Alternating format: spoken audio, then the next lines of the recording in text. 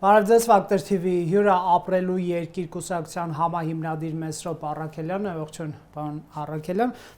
այդպես էլ հայտնի չդարձավ ձեր կուսակցության ԲԿ-ի համագործակցություն ամեն դեպքում լինելու է թե չէ ընտրապայքարում նոր իրար հետ գնալու նույն ցուցակով թե չէ անգամ տեղեկություն կար, որ պարոն Ծառուկյանին եք հանդիպել, լավ, ասեք վերջապես ԲԿ-ն կլինի ձեր դաշնակիցը թե այլ ուժի հետ եք խոսում։ Ու այդ ինֆորմացիայի, որ ասած, մեդիա աղմուկը շատ ավելին էր, քան իրականությունը։ Գագիկ Ծառուկյանի եւ իր թիմի հետ ունենք լավ հարաբերություններ, տարբեր ուժերի հետ եղել է քննարկումներ, բայց այս պահին դեռ չենք վերջնականացրել ձևաչափը, առաջիկայում կվերջնականացնենք, կտեղեկացնենք, բայց ԲՀԿ-ի հետ այս փուլում ընտրությունների համատեղ գնալու օրակարգ չկա։ Չկա։ Իսկ պարոն Ծառուկյանն է մերժել ձեր ուժի հետ գործակցություն, թե ձեզ է ոչ բավարար եղել հնարավոր։ Մերժելու հարց չի, որովհետև ընդհանրապես ընտրություններին համատեղ գնալու որոշումը տենց այո ոչով չէ, որտեղ երբ որ մենք քննարկում ենք, բազմաթիվ գործոններ կան եւ մասնակցության ձևաչափը եւ բովանդակությունը եւ մնացած այլ հարցեր, ուստեղ կարեւոր է ընտրել նաեւ մեր ապրելու երկիր կուսակցության առավել արդյունավետ ձևաչափը, որովհետև մեր նպատակը անել առավելագույնը մեր եղած ռեսուրսով, որ Հայաստանում ընտրությունների միջոցով իշխանափոխություն լինի, հետեւաբար իսկ ինչու ԲՀԿ-ի հետ չստացվեց համագործակցություն։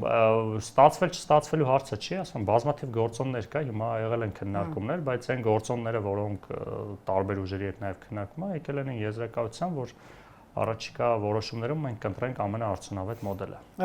Կխնդրեմ նաև նշեք այն ուժերի շրջանակը, որոնց հետ հնարավոր է լինի համագործակցություն։ Նայեք, քանի որ նման քննարկումները դեռևս հրապարակային չեն եւ հնարավոր է չստացվեն, զերծ կմնամ անուններ նշելուց, երբ որ կլինեն վերջնական որոշումներ,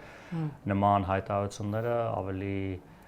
խելամիտ է անել միաժամանակ երկկողմանի կամ բազմակողմ ֆորմատով, ոչ թե Սավել Կարապետյանի ուժի հետ հնարավոր է գնանք։ Չէ, այս պահին չենք տեսնում հնարավոր համագործակցություն։ Իսկ տեսեք, միգուցե որոշում կայացնեք ընդհանրապես չմասնակցել ընտրություններին, եթե չստացվի որևէ ուժի հետ դաշինքի տրամաբանության գնալ, գիտեք, այս հարցը ես տալիս եմ հետեւյալից ելնելով, որ այն ուժերը, որոնք արդեն խոշորացվել են, մեծացել են եւ այլն, նրանք կոչ են անում, այսպես ասենք, ոչ մեծ ռեսուրսներ ունեցող ուժերին չմասնակցել, չփոշիացնել ձայները։ Դա այդ կոչը ձեզ վերաբերվում է, թե չէ։ Նախ այդ կոչը եթե տենց հերթով ասենք ումը վերաբերում է, վերջիններից ենք, որ պետք է ապրելու երկրին վերաբերվի եւ դաշինքային կամ համագործակցային տրամաբանության ընտրությունների գնալը ինքնանպատակ չէ եւ դա մեր ընտրություններին գնալու միակ ճանապարհը չի եղել, որպես քննարկում այդ գործիք է, որը եթե կստացվի համագործակցել ինչ-որ ուժերի հետ, ընդ որում համագործակցությունը ինքնանպատակ չէ, այսինքն մենք ի տարբերություն այն տեսակետի, որ լինում է, չէ, նախընտրական համագործակցություն, որ ամեն գնով մի ձև կպնենք իրար, գնանք այս ընտրություններով ինչ-որ մի հատ արդյունքի հասնենք, հետո կտեսնենք ինչ կլինի, մեր համար դա ընդունելի չէ, որովհետև 2-3 ամսվա համար կարելի է ինչ-որ ուժերի հետ լեզու գտնել, պայմանավորվել, բայց երբ որ գնում ես դու հայտնվում ես պարլամենտում կամ առավել եւս իշխանության մաս ես կազմում ու դրանից հետո համագործակցությունը տապալվում է, երբ որ մեր պատմության մեջ նայում ենք բազմաթիվ դեպքեր են եղել, մենք այդ կարևորում ենք, այսինքն մենք դիտարկում ենք հնարավոր համագործակցություն, որ այն ուժերի անհատների հետ, որոնց հետ տեսնում ենք, որ առնվազն 5 տարի ունենք ընդհանուր ճանապարհ անցնելու տեսլական եւ պայմանավորվածություն, հա, որովհետեւ զուտ տեխնիկական միավորում անես ռեսուրսների, որ գնաս ընտրությունների, մեր համար դա ընդունելի չէ։ Եվ այդ տեսանկյունից է, որ նաեւ միջև այսօր դեռ շարունակվում են քննարկումները, օրակարգում ունենալով ոչ միայն այս 2-3 ամսվա համատեղ փոխզիջումների կամ ընդհանուր հայտարարի գալը, ինչ վերաբերում է չմասնակցելուն, մեր կուսակցությունը 2021 թվականից ստեղծվելով, նաև ձեր եթերում ենք բազմիցս խոսել դրա մասին, միշտ իշխանափոխության ամենաարդյունավետ ճանապարհը տեսել է ընտրությունները, որը ոչ միայն օրվա իշխանության հերացման տեսանկյունից պետք է նայել, այլ նաև ժողովրդավարության ամրապնդման, որովհետև Հայաստանում դեռևս երբեք ընտրություններով իշխանություն չի փոխվել։ Սա նաև կամրապնդի, նաև այն ռիսկերը, որ մենք ունենք, այն խնդիրները, որ կա պետության նաև կայացման մասով, շատ կարևոր քայլ է, հետեւաբար ընտրություններով իշխանափոխության գնալը մեր համար նաև գետնի վրա է տեղի ունեցել, դեք բազմաթիվ 25 անգամ մենք թիմ ընտրությունների ենք մասնակցել Հայաստանում, ունենալով հաջողություններ, անհաջողություններ եւ այդ ճանապարհի մեջ առաջիկա ընտրությունները մեր համար բնական հանգրվան են, հետեւաբար ընտրություններին մասնակցելը մենք համարում ենք կարևոր եւ ոչ թե այլ ճանապարհով իշխանափոխություն իրականացնել։ Այսինքն դուք Հայաստանում եք պատկերացնում ընտրություններով իշխանափոխության տարբերակը։ Այո, եւ պատկերացնում ենք դրան նկատի ունեք։ Դա ամենաարդյունավետ ճանապարհն է։ Իսկ ձայներ չեք փոշիացնի, պարոն Առաքելյան, թե մենակ մասնակցեք։ Այսինքն ինչ ձայները փոշիացնում 20000 ձայն հավաքեք փոշիացնի մի ուժ, որը ընտրություններով հաղթել է, եկեք տեսնենք այդ ովքեր են դրա մասին խոսում, ովքեր երբևէ ընտրություններին չեն մասնակցել, ովքեր չեն հաղթել, այսինքն այսօր քանի կուսակցություն կա, դուք ասեք, որ ԿՊ-ին ընտրություններով հաղթել է, կապ չունի թեկուզ թիմ մակարդակով, բայց ԿՊ-ին ընտրություններով հաղթած ուժ է ապրելու երկիրը, հետեւաբար այդ ճակերտավոր մեղադրանքը կամ կոչը, որ ասում վերջինը մեզ պետք է գա, մենք ունենք բոլոր մարզերում կառույցներ, հաղթած ընտրություններ եւ հիմա անում ենք առավելագույնը եւ քաղաքական դաշտում նոր չենք կամ չենք գնացել կորել ընտրություններից առաջ հայտնվել ենք, կարծում ենք, որ այդ խնդիրը մեզ չի վերաբերվում, հիմա բազմաթիվ ուժեր կան, որ այո, բայց ել եմ ասում, բոլորի իրավունքն է եւ ուժեր, որոնք նոր են հայտնվել կամ ակնհայտ է, որ ունեն 0-ին մոտ ռեսուրս, բայց որևիցե մեկը որևիցե իրավունք չունի ինչ որ ուժի ասել, դե դուք մասնակցում եք, ձայն եք փոշիացնում, նախ սա ընդդիմադիր այլ թևերից է ավելի շատ։ Գիտեք ինչ, նախ եկեք հասկանանք ընտրությունների արդյունքները, երբ որ ընտրողները կգնան հիմա նաև շատ սխալ է, որ քաղաքական ուժերը ընտրողների անունից տենց հստակ որոշումով սկսում են հայտարարություններ անել, այսինքն այդ ով գիտի, ով ինչքան ձայն է հավաքելու, որ այ դուք գիտենք այսքան եք հավաքելու։ Իհարկե կարելի է ասել, որ հարցումներ կան, վերլուծություններ կան, բայց ժամանակ կա, քարոզարշավ կա եւ բազմաթիվ ուժեր շանս ունեն հայտնվելու խորհրդանում եւ ամենևին ընդունելի չէ, որ 1-2 ռեսուրս ունեցող ուժեր, որոնք նաեւ ոչ միայն քաղաքական ռեսուրս են, այլ նաեւ նյութական ռեսուրս են եւ դրա շրջանակներում ասել, որ այս մի 2-3 ուժ է պարլամենտում հայտնվելու, ընտրողների կամքը կարտահայտվի եւ մենք չենք բացառում, որ կարող են շատ մեծ անակնկալներ լինել եւ խորհրդանում հայտնվեն ուժեր, որոնք այս պահին ընդհանրապես չեն նշмарվում որպես առաջատարներ։ Իսկ հարցումներով ինչու չեն նշмарվում որպես միջին տեղերի ուժեր այդ դեպքում։ Նայեք, ընդհանրապես հարցումներին ոչ թե ասենք չենք հավատում, հա, հարցումների տրամաբանությունը լրիվ այլ է, ընտրությունը լրիվ այլ է, որովհետեւ մարդը երբ որ պատասխանում այդ հարցմանը, դա չի նշանակում, որ մարդն ընտրության օրը նման ընտրություն է կատարելու, նախ ժամանակային առումով ասենք, հետո այն ընդգրկված ծավալը, որ միշտ հարցումները արվում են մոտ 1000 հոգու շրջանակներում, ամենևին ինչքան էլ հա տենց փորձում են բոլոր սեգմենտներից, հա, եւ սեռատարիքային եւ տարածքային ընդգրկել, բայց երբ որ դու տենց իջնում ես, ստացվում է, որ ինչ որ մարզերից հարցմանը մասնակցում է, ասենք 7-8 հոգի, չէ՞ որ այդ 1000-ը բաժանում ես, ասենք այն փոքր մարզերից։ Հետեւաբար դա չի բերում են պատկերը եւ ես չեմ հիշում մի դեպք, որ առնվազն գոնե այս դաշտում եղած հայտնի հարցում կատարող կազմակերպությունների հարցումների եւ ընտրությունների արդյունքները համընկնեն, ամենևին նպատակ չունեմ ասելու, որ սխալ կամ պատվիրված հարցում է անում, ելի եմ ասում, ընտրությունների արդյունքները, քարոզարշավը, մարդկանց որոշումների կայացման գործոնները, ելի որտեվ երբ որ քեզ հարց են տալիս ու դու հարցին ուղղակի պատասխանում ես, դա մեկ այլ բան է, բայց երբ որ դու որոշում ես կայացնում, գնալ ընտրության կամ որոշում ես կայացնում ինչ-որ բան առնել, այսինքն կրում ես այդ պահին պատասխանատվություն։ Դա մեկ այլ բան է, այսինքն այսօր ինչ նախասիրություն ունես ինչ-որ մի բան առնելու մեկ այլ բան է, որ այդ պահին որոշում ես կայացնում առնել, դու այդ որոշում կայացնելու շատ ավելի շատ գործոններ ես հաշվի առնում, քան ուղղակի հեռախոսով ինչ-որ մեկի հետ խոսելուց։ Հասկանալի է, եթե հիմնվենք միջազգային հանրապետական ինստիտուտի հարցման տվյալների վրա այն սեգմենտը, որ ասել է շատ հավանական է կմասնակցի ընտրություններին, 29% ԿՊ-ն էր ընտրում, 11 Կարապետյանի ուժին, 4 Քոչարյանին եւ 2 ընդամենը Ծառուկյան, վերջին երկուսին բարդ կլինի հաղթարել, եթե հավատանք այս թվերին, այ ինչով բացատրել ընդդիմադիր ուժերի ոչ բարձր ցուցանիշը այն իմաստով, որ ԿՊ-ն համարյա կրկնակի ավել է, հա, այսինքն նշածս ուժերից 3 ամենառեյտինգ ունեցող ուժերից ընդդիմադիր համարյա կրկնակի ավել են, այսպես։ Դե չէ, նույնիսկ եթե այդ հարցումներով է նայենք, այդ հարցումների մեջ նաև ընդդիմադիրների ձայները եթե գումարում ենք միևնույն այնպես չէ ԿՊ-ին ավել է, հետո եթե զուտ հարցման մեթոդաբանությունից գնանք, առնվազն այն մարդիկ, ովքեր դեռ չեն կողմնորոշվում են ընտրելու,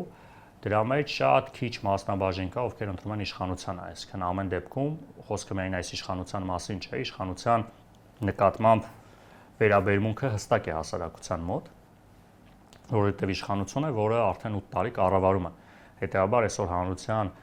վստահ եմ գրեթե ամբողջ հատվածը ունի իշխանության նկատմամբ վերաբերմունք, կամ կողմ է, կամ դեմ է։ Հետևաբար շատ քիչ է, որ ընտրություններում նույնիսկ եթե վերցնենք այդ 29%-ը, մեծ աճ ունենա։ Այսինքն չկողմնորոշված հատվածը միշտ փորձում է փնտրել ընդդիմադիր հատվածից ում ընտրել, կամ վերջում հնարավոր է հիասթափվի չգնա ընտրության, բայց շատ քիչ է շանսը, որ իշխանությունը, որը 8 տարի իր գործունեությունը ծավալել է, քարոզարշավի հաշվին մարդը վերաբերմունք փոխի կամ դրական կամ բացասական։ Հետևաբար փոշիացված ձայները։ Դեք ինչ հիմա թվաբանական վարժություններով չմտնենք այդտեղ։ Հա, կարող ենք ամեն դեպքում այն որ ընտրություններով հնարավոր է իշխանությանը հեռացնել նույնիսկ այս հարցումների հիման վրա, հնարավոր է, այսինքն չենք տեսնում որևէ հարցում, որտեղ իշխանության վարկանիշը տենց 60-70% է։ Հիմա կա մեծ աշխատանք ընդդիմության համար անելու, որ իշխանափոխություն լինի, իհարկե կա, ես չեմ ասում հեշտ է, բայց ամեն դեպքում եղած իրավիճակը, հարցումները, նաև հասարակության այդ շփումները խոսում են այն մասին, որ ընտրություններով իշխանափոխությունը բավականին հասանելի է։ Բայց վարչապետ Նիկոլ Փաշինյանը 65% նշաձող է ԿՊ-ի համար սահմանում, 65% նկատի ունեն ազգային ժողովի այսօրվա մանդատների համամասնություն, եկեք լավ, մի քիչ այն կողմից նայենք, ինչու պետք է չհաջողվի ԿՊ-ին կրկնել առնվազն 2021-ի ցուցանիշը, պարոն Առաքելյան, եկեք հիշենք այն ժամանակ անվտանգային լուրջ մարտահրավերներ կային, հենց ընտրությունների քարոզարշավին զուգընթաց Հայաստանի դեմ ռազմական ագրեսիա էր գնում, ներքաղաքական անկայունություն, ԿՊ-ականներն ասում են, եթե այն ժամանակ այդքան մեզ վստահել է քաղաքացին, այս 5 տարվա ընթացքում այո կորուստներ եղել են, բայց նաև խաղաղություն ենք բերել, ասֆալտ ենք արել, մանկապարտեզ, դպրոց, հազար ու մի բան, թոշակներ, առողջապահություն, բանակ, կահավորել սահման եւ այլն զենք գնել, պիտի մարդիկ գնահատեն։ 2021 թվականի ընտրությունները բոլորովին այլ միջավայրում էր, էմոցիոնալ ֆոնը բավականին բարձր էր, որովհետեւ ամեն դեպքում աղետալի պատերազմից մի քանի ամիս անց արդեն մտանք նախընտրական փուլ, որտեղ հասարակությունը բոլորովին այլ, առավելևս էմոցիոնալ գործոններ էր հաշվի առնում ընտրելու եւ հաշվի առնենք, որ 2021 թվականին պատերազմի արդյունքում միևնույնն է Արցախի գոյությունը փաստ էր եւ 2021 թվականի ընտրություններում շատ քիչ էր այն ընկալումը, որ Արցախը կարող է կորցնել։ Առավելևս կային ռուս խաղաղապահներ, որը այդ պահին ուներ բավականին բարձր վստահություն հանրության մոտ,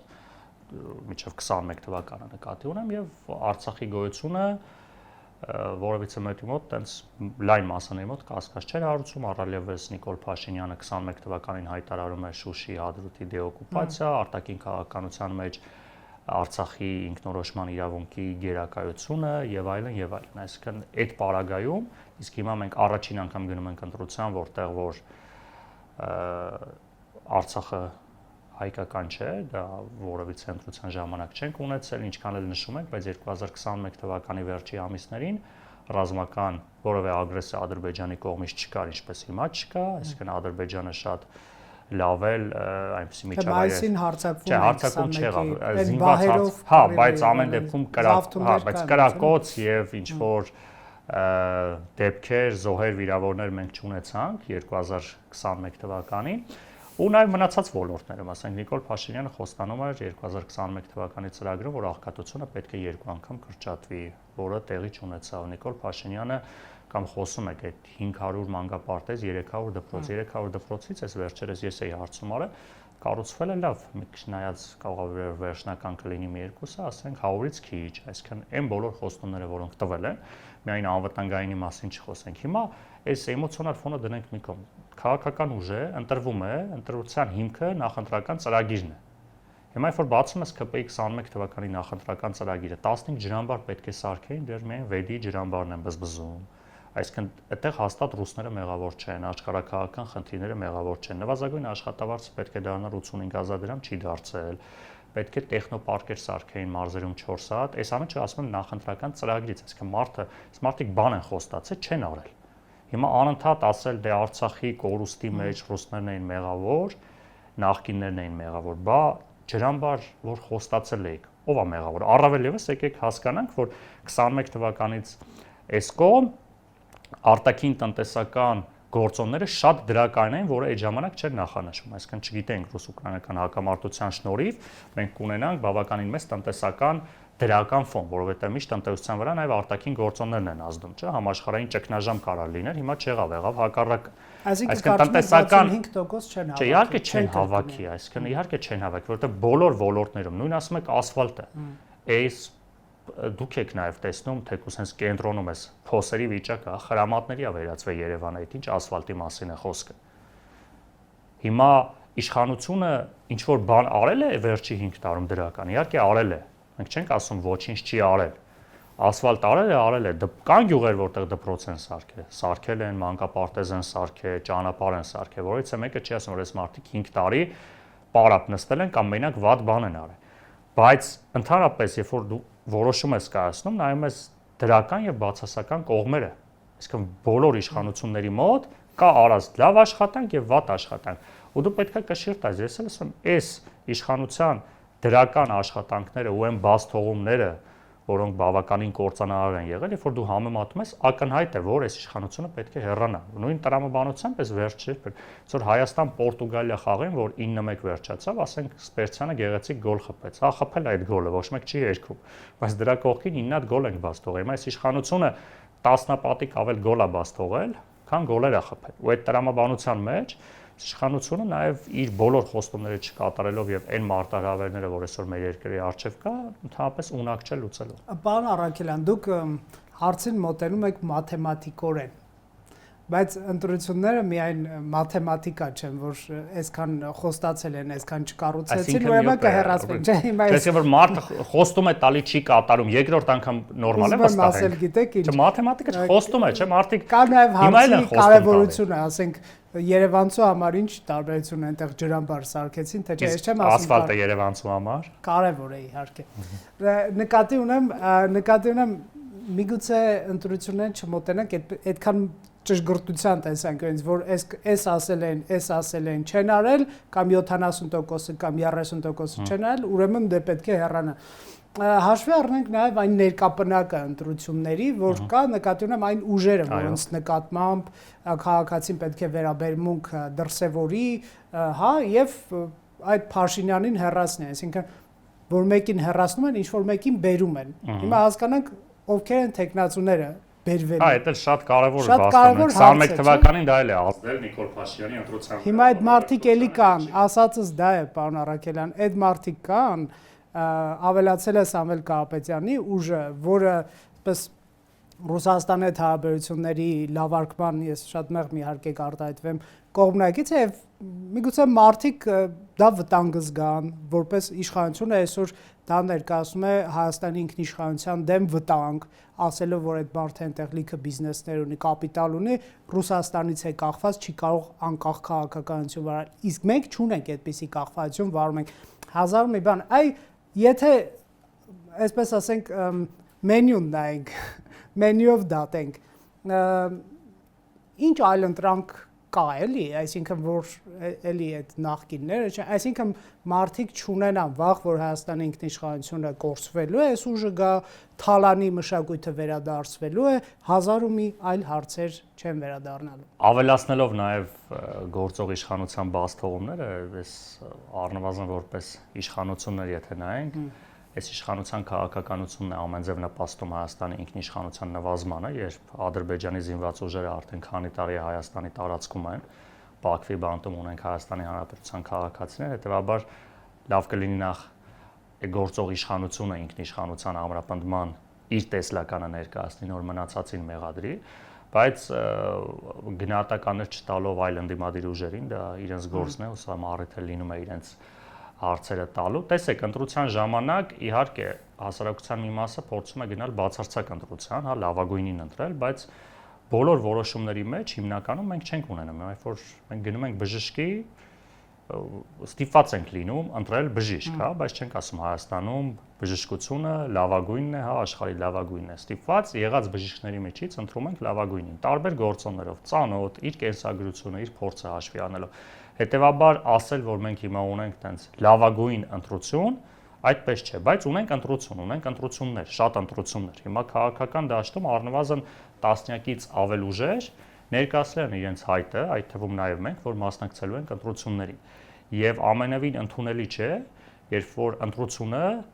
նաև մեդիայի կողմից, քաղաքական ուժերի կողմից ներկայացնում են, որ կամ իշխանությունն է, կամ էս 1-2 ուժն է։ Ընտրություններին բոլորը լիարժեք մասնակցելու հնարավորություն ունեն եւ մասնակցել են, ընտրողն էլ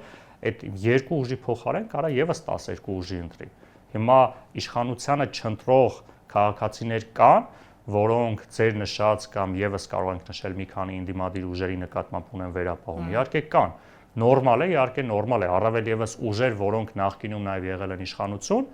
շատ տրամաբանական է, որ քաղաքացիները ունեն հստակ դիրքորոշում, ոչ թե որպես ընդդիմություն, այլ որպես նախկին իշխանություն, հաշվի առնելով իրենց գործունեությունը։ Հետևաբար նաեւ կարճ որ ասենք, դրա համար էլ իրենք նախկին են։ Այսինքն հասարակությունը այլևս չի ընտրել այդ ուժերին որպես իշխանություն, բայց քաղաքական դաշտում կան բազմաթիվ ուժեր, որոնք իրենց անցած ճանապարհով, քաղաքական փորձառությամբ, թեկուզ փոքր հատվածում վերցված պատասխանատվությամբ։ Հիմա իսկ կարող եմ մեր ուժի մասին ասել։ Մենք հիմա հաղթել ենք նոյեմբերյանում։ Եկեք գնանք նոյեմբերյան, տեսնենք այդ մարտիկ փոշմանել են 5 տարի։ Մենք մեր տված պոստումները կատարել ենք, թե չէ։ Չէ, բայց հիմա բայց նրանք պետք է իմանան ձեր պաշտպանության նախարարն ով է, արտգործնախարարն ով է։ Դուք Ադրբեջանի հետ այսպես պայթեցնելու եք խաղաղությունը, թե շարունակելու եք, թե հավելյալ։ Իհարկե մենք միշտ ներկայացնում ենք մեր տեսլականը նաև ընդհանուր համապետական հարցերի շուրջ, բայց ինչի համար է, այսինքն դու եթե փորձառությունը տեսնում ես եւ քաղաքական փորձառությունը մարդկային որակները, ես համոզված եմ, որ ոչ միայն ապրելու երկիրը, այլև հասարակություն ունի ընտրություն։ Իսկ մի կարևոր հանգամանք է առնվազն եւ եթե գանք այն հարցումներին եւ մնացած նաեւ իրավիճակին, մենք այո տեսնում ենք, որ որևիցե ուժ չի կարող 50%-ից ավել հավաքել եւ խորհրդարանական կառավարման մեջ սա լինելու է նաեւ բացառիկ հնարավորություն, առավելություն, որ որևիցե ուժ չունենալով մեծամասնություն, մենք ունենալու ենք հակակշիռների զսպումների մեխանիզմ։ Իսկ եթե ասենք 3, 4, 5 ուժ միասին ձևավորում են կոալիցիոն կառավարություն,